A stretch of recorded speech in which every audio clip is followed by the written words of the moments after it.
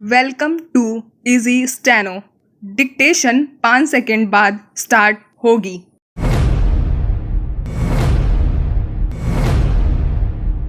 Reserve bank की मौद्रिक नीति समिति MPC ने रेपो दर ½ % और बढ़ाकर यही संदेश दे दिया है कि अभी उसकी प्राथमिकता महंगाई पर काबू पाना है।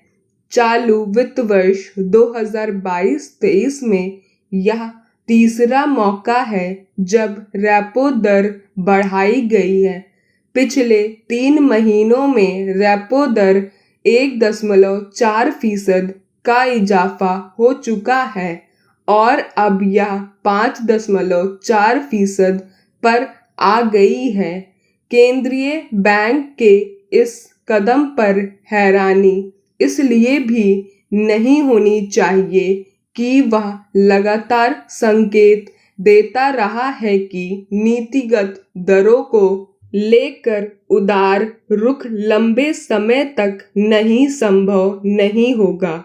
गौरतलब है कि कोरोना महामारी के कारण जो आर्थिक हालात बन गए थे उनसे निपटने के लिए मई 2020 में केंद्रीय बैंक ने रेपो दर 0.75% घटा दी थी। जाहिर है नीतिगत दरों में वृद्धि को और टाल पाना मौद्रिक नीति समिति के संभव नहीं रह गया था। इसलिए मई में MPC ने नीतिगत दरें बढ़ाने की दिशा में कदम बढ़ा दिया था। मुद्रास्फीति थामने के लिए मौद्रिक उपाय के तौर पर बड़ा हथियार नीतिगत दरों में बदलाव ही है। इसमें तो कोई संशय नहीं कि अभी सबसे बड़ा संकट महंगाई का है। लंबे समय से खुदरा महंगाई का जो रुख बना हुआ है उससे रिजर्व बैंक की भी नींद उड़ी हुई है। मौजूदा वित्त वर्ष के लिए MPC ने मुद्रास्फीति 6.7% रहने का जो अनुमान अपनी जून की बैठक में रखा था वही अभी भी रखा है।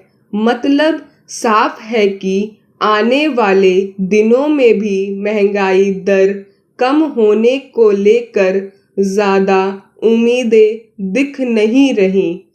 तीसरी तिमाही में भी खुदरा महंगाई दर 6% के ऊपर ही रहने के आसार हैं। अगर थोड़ा बहुत सुधार हुआ भी जैसे कि उम्मीदें लगाई जा रही हैं तो इसका असर चौथी तिमाही में ही देखने को मिलेगा। रिजर्व बैंक को महंगाई दर 2 से 6% के बीच सुनिश्चित करनी होती है, लेकिन लंबे समय से यह इस निर्धारित दायरे से ऊपर ही चल रही है।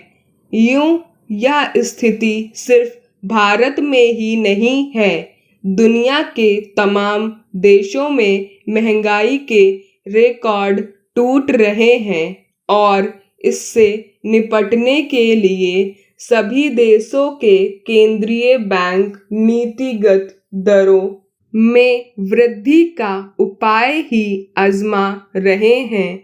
हालांकि भारत में महंगाई बढ़ाने के लिए बाहरी कारक भी उतने ही जिम्मेदार हैं जितने कि आंतरिक। कच्चा तेल फिर महंगा हुआ है। जून में जहां यह $95 प्रति बैरल था वहीं जुलाई में $115 प्रति बैरल हो गया। जून में खुदरा महंगाई 7% थी जो जुलाई में 7.79% दर्ज की गई। इन आंकड़ों से साफ ही महंगाई की चुनौती मामूली नहीं है। नीतिगत दरों में वृद्धि से साफ है कि कर्ज और महंगा होगा।